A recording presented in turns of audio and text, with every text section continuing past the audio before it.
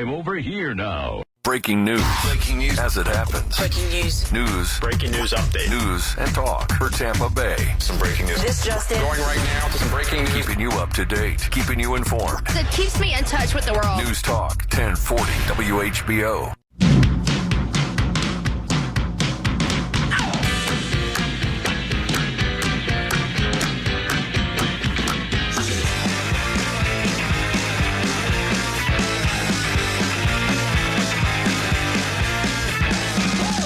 There it is, Fox Across America with Jimmy Failla. Get ready to talk to Kennedy and Katie Pavlich, their opening act, all the way out in Craig, Alaska. Ace is on the line. Yo, Ace. Hey, Jimmy, what's going on, man? My man, you're going on. We don't get enough Alaska action on this show, so thank you for classing the place up. Oh, hey, I'm here representing the forest and, the great North, so, I'm glad to be on your show. I love that. Really quick, did they take your Blockbuster video away, or is it still there, or is the last one in Bend, Oregon, I had heard? I think it's in Bend, Oregon. It's still a little gnarly up here for those Hollywood folks. I love it. Well, give me your AOC analysis, because it looks interesting from what Mikey wrote down, but sometimes Mikey is just cutting and pasting dialogue from the porn site, so I never know.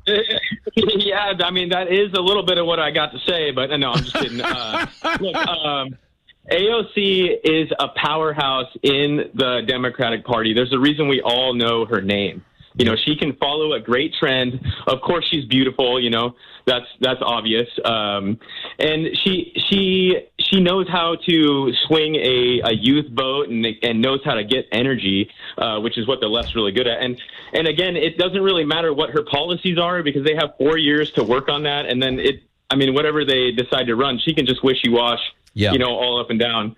So whatever they think is going to work, she's going to run on. Yeah, and I think she's going to be the nominee for sure. I actually do, too. I agree with you. Like, what I was saying in the previous segment is she's kind of running on nothing right now, but you can't discount that because nothing is easy to distance yourself from, as you said, if there's going to be a policy pivot. But bigger than that is she does represent, she has a huge following. It's not nothing. I think what it'll come down to is in the Democratic Party, if Pelosi doesn't like her and Pelosi's still around, she won't be the nominee because they are very good about getting who they want on that ticket. And that's how Hillary beat Bernie. That's how Biden beat everybody. That's how Kamala got the nomination after they kicked out Biden. At the end of the day, it's whoever's cutting the checks has the most say. So if AOC can fundraise, like at a national level, then she would be the nominee. And I actually think she's the most formidable Democrat, even though I don't like her policies. I agree. She's got that going on. On a superficial level, Ace, are you one of those guys that has the hots for AOC? Oh, 100%. I think the only candidate on the right that could put up a fair fight would have to be Miss Tulsi Gabbard, who is also equally as beautiful but way more smart. All right, well, I'm trying to have an election. You're trying to have a mud wrestling tournament, but I love you, Ace. I'm up against the commercial break. Call back again soon. We need more Alaska on the show. News matters to me. I listen to the radio in the car every morning. I'm looking for information. Weather updates. Start your day with us. The news and information that's important to you because you are important to us. We're News Talk 1040.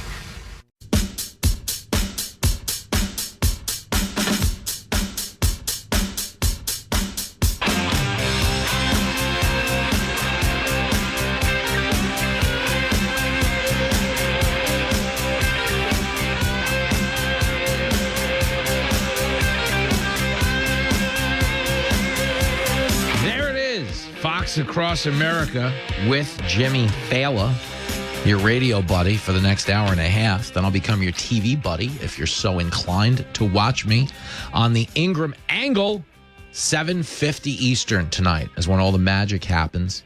And then we're on to the weekend. You'll see me and Hannity Friday night, and you'll see some live Fox News Saturday night on Saturday night. Mike Rowe is going to be there. Brian Brenberg is going to be there.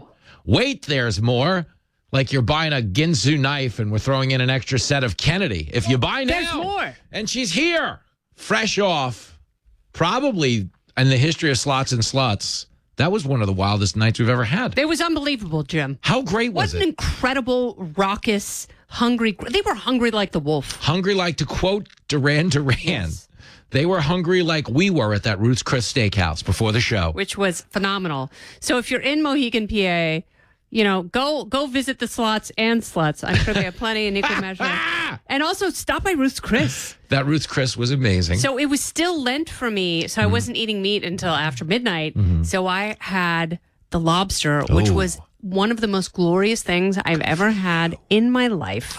The burrata salad and the lobster, I have to say, like, I always order wrong. Like, I always order bad. And that was, I nailed it. I was like Simone Biles. Stuck to landing. You know who might have ordered wrong? The fabulous gentleman, Vince Benedetto, Bold Gold Media, who had us to dinner and then made the mistake of putting us on radio afterwards. You're supposed to put us on your local radio station before the drinks are served, Vince, if you're listening, and I know you are. That was my favorite thing in the world. We got there, we probably drank for an hour, we ate dinner, and he's like, I got you guys on the radio at 6. I was like, wait, what? Yeah. I was like, well, this ought to be good. And away we went. And we did the radio. Did well. We weren't invited back, though. They're inviting us back for comedy. Yeah, he sent me, like, I've never gotten a diss invitation, like a lifetime diss invitation, but the radio station sent me that. It's like, please, whatever you do, don't ever, ever, ever come back. Please don't come by our radio station. We don't care. Kennedy's here. We're laughing. I was just talking to a guy named Ace from Alaska. Pretty cool guy. He was talking about AOC's presidential prospects. Are you on in Alaska? We're on everywhere. Damn, Skippy. 200. We're on Nicely everywhere. done. There's only like one talk station there. I don't know. He might even be listening on the app for all I know. I don't know. I don't ask a lot of questions. Ace got on the line and told me, he told me he thinks AOC is hot. So that's part of the appeal for Ace. He's like, the only Republican, he said, is Tulsi Gabbard. He'd go put her up against. And I was like, dude, I'm trying to have an election. You're trying to have a wet t-shirt contest. I'm like, come on, Ace, focus. But you're up in Alaska. You get a little randy. You got a lot of free time on your hands. Well, they say in Dutch Harbor, there are as many women as there are trees in Dutch Harbor. And at first I was like, oh, it's Alaska. There's got to be a lot of trees. And then I looked around and was like, there are no trees. And the guy was like, yeah, exactly. That's funny. Well, listen, no one ever believes, like I used to tell people this about driving a cab. I was like, there are guys in my taxi garage that say these Middle Eastern dudes were shagging goats. Like, that's a thing. And we obviously say it as a joke. You know what I mean? I mean, they are. Have you ever seen a goat look at you? Yeah. They're very seductive. You got to see these goats. You know what else you got to see? Rashida Tlaib. If you see Rashida Tlaib, all of a sudden the goats make a hell of a whole lot more sense. You know what I mean? Remember that whole song? Yeah, there you go. Yeah. Kennedy's here. We're excited. AOC. From the river to the sea. Bring me a goat. Exactly. The goat's not going to try to blow up your Jewish neighbor. No. It's not going to block anyone from going to class at Columbia. No. For all the we diss the goats, but you know what? They're probably the way to go. Pretty loyal, supple. Yeah, they'll eat anything. You don't have to worry about garbage. Supple. They'll eat it. Supple. It's way too early. But I do consider AOC formidable. I think her policies are terrible, but she's an Instagram influencer with a side hustle in Congress who has a formidable following. Yes. But I think what it comes down to, and I was explaining to young Ace, who is very, very passionate, is that ultimately I think in the Democratic Party, the nominee is going to be whoever the donors want it to be. Because that's been the last 3 general elections. Yeah. And that's what I think AOC is going to run up against, is that there's this internal battle taking place right now between young Congress and old Congress. Well, that's what Hakeem Jeffries and Cory Booker were trying to do this weekend with that ridiculous sit-in. Sit-in outside their own office. Yeah. And you and I were talking about that Monday morning on America's Newsroom. And what they're doing is positioning themselves against AOC. Like, they are trying to mark their territory in the Democrat Party, which created its own vacuum with Joe Biden, who wasn't in power. So, it's like, even if people were operating behind the scenes, every blowhard in Congress thinks they're going to run for president. Yeah. And they're like, no one's running my presidency. I am going to be the one. I'm going to be the face of the party. Yeah. At least AOC has a face. Many of them are, physically unattractive, to Ace's point, but also they have unattractive ideas. Yes. At least AOC has ideas. They're horrible ideas. They're so bad. They would ruin the country. Amen. But the way they work for her is a lot of young people gravitate towards them, as stupid as they may be. And I think that's, where she's potent. Is people who don't understand basic economics think eat the rich is a good thing. But the basic ethos of the American dream is like people don't migrate here to because they hate the rich. They migrate here because they want to become them. Yes. And that's what democratic socialism doesn't understand. They're incredibly jealous of wealth. They don't understand the people who aspire to not have money troubles. Yes. Because that is the source of 80% of people's stress. It sucks. I mean, take it from a former cab driver and a future one, the way this interview is going. Kennedy's here. We're loving it. So far, so good. Everybody's really excited. So one of the things I've enjoyed, and I know you have as well, is there's this exercise in retroactive ass covering going on in the media. Chuck Todd talked about it. He's like, I reject the premise that we were asleep at the wheel on the Biden thing. We were just lied to. Where were you, Chuck? If you were Alex Thompson, if you were the only person bravely reporting about the president's decline, you'd probably still be the host of Meet the Press. How about that? So I'm going to give you a thread.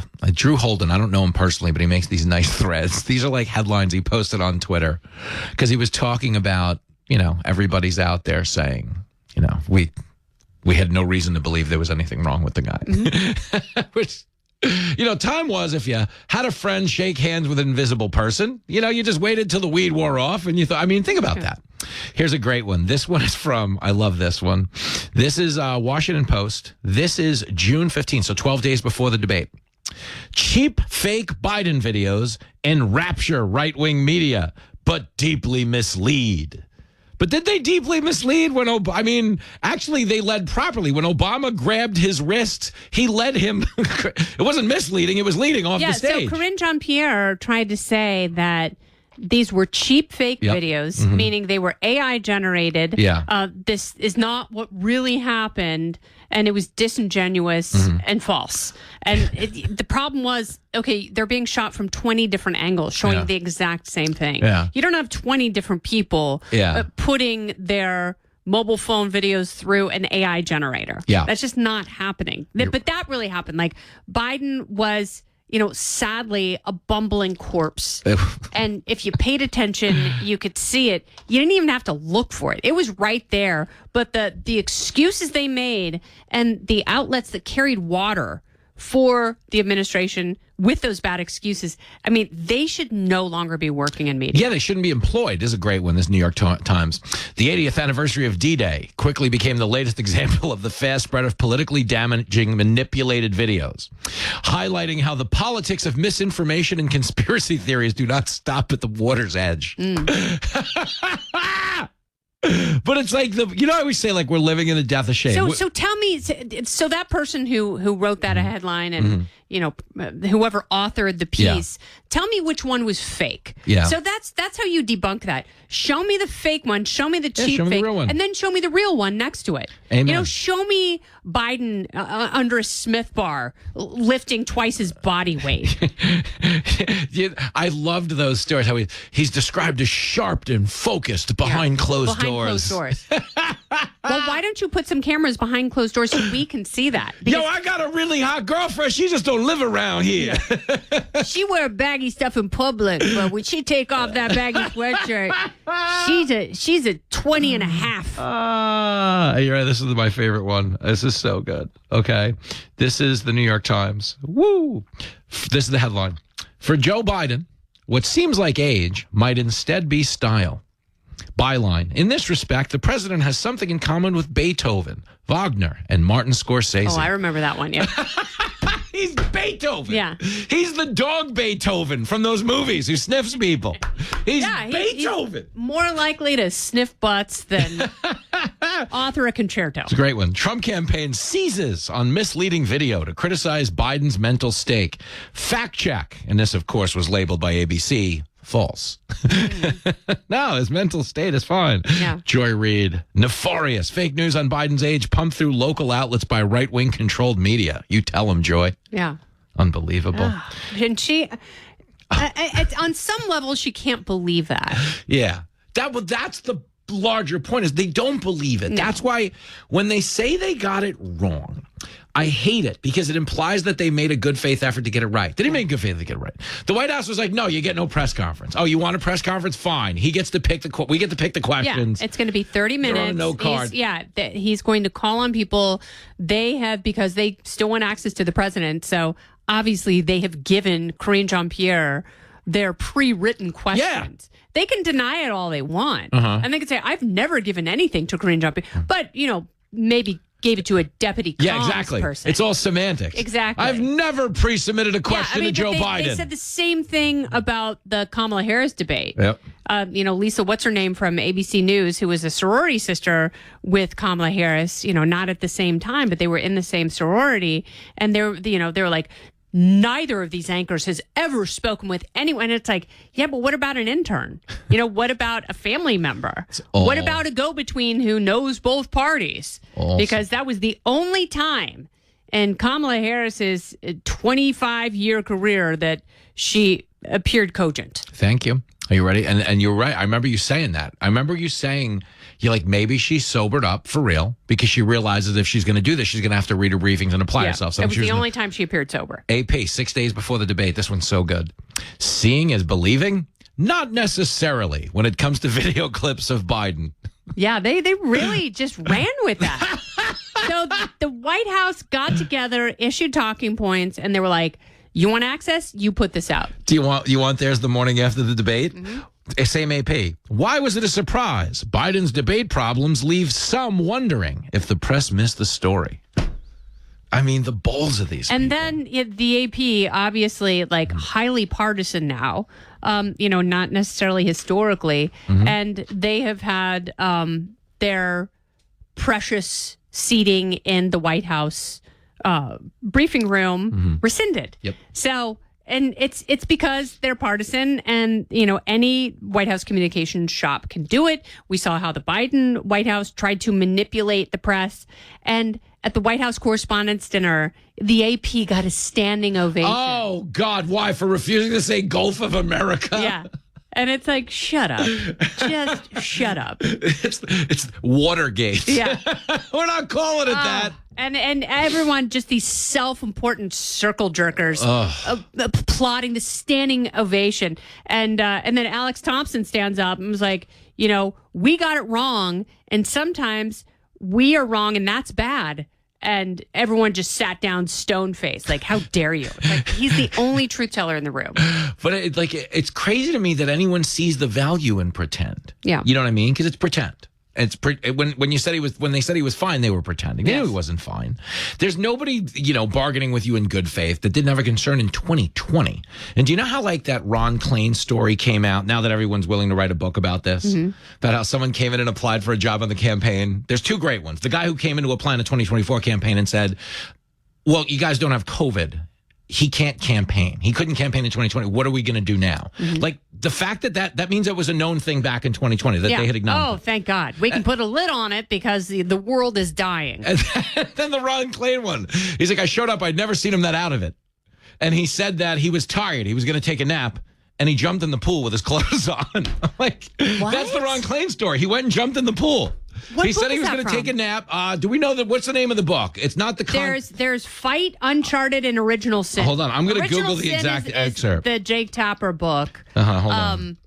I'll find it right now. Uncharted is the Chris Whipple book, and Fight is the two. I got it coming. Don't worry. It's Whipple. Yeah. Yeah, Chris Whipple. President being exhausted and out of it during debate prep and disengaged. Said he was all right, here it is. Let me see if this is the full quote. I was unaware of what was happening in his own campaign. Halfway through the session, the president excused himself and went off, said he was going to take a nap and went off and jumped in the pool. Doesn't say if he kept his clothes on. But the point is, a few minutes into debate prep, he went and jumped in the pool. Yeah. Okay, buddy. Yeah, go have a little swimmy swim, Grandpa. At his first meeting with Biden. Hydrotherapy. At his first meeting with Biden in Aspen Lodge, the president's cabin, author Chris Whipple wrote, Klain was startled. He'd never seen the president so exhausted and out of it. Biden was unaware of what was happening in his own campaign from a policy standpoint. Halfway through the session, the president excused himself and went off to sit by the pool. I mean, it's fantastic. The president was fatigued, befuddled, and disengaged, Whipple wrote. Yeah. Klain feared the debate would be a nationally televised disaster. Hallmarks of someone with dementia. Yes. Are you ready for the rest? This is the rest. The first session was scheduled to last 90 minutes, but Klain called it off after 40. The president's voice was shot, and so was his grasp of the subject matter. All he really could talk about was his infrastructure plan and how he was rebuilding America with 16 million jobs. He had nothing to say about his agenda for a second term. Klain, according to Whipple, said the president was irritable as he pushed back on the former chief of staff's suggestions. 25 minutes into the mock debate, president announced he was done for the day. I'm just too tired to continue. I'm afraid of losing my voice here, and I feel bad, Klain said, according to the expert. I just need some sleep. I'll be fine tomorrow. He went off the bed, at which point he jumped in the pool. Wow. Woo! How are you, Chuck? Hawaii? Shoot, I'm supposed to be in Oklahoma. It's all Hot Shots. He was the Lloyd Bridges character in Hot Shots. God. More slots and sluts are coming, folks. Don't be scared. Don't be scared. This was, I'll see you. Lean into it. Saturday night, I'll see you on TV Saturday night. Yeah. Me, you, and Mike Rowe. We won't have the slots, but. No, will we ever. Back after this. A show so good, it moves the stock market. The Dow racing up on Jimmy's remarks. This is Fox Across America with Jimmy Failla. You're listening to Fox Across America with Jimmy Failla. Catch the latest headlines on your way to work, morning 6 to 9. News, information, and talk. News Talk 1040, WHBO.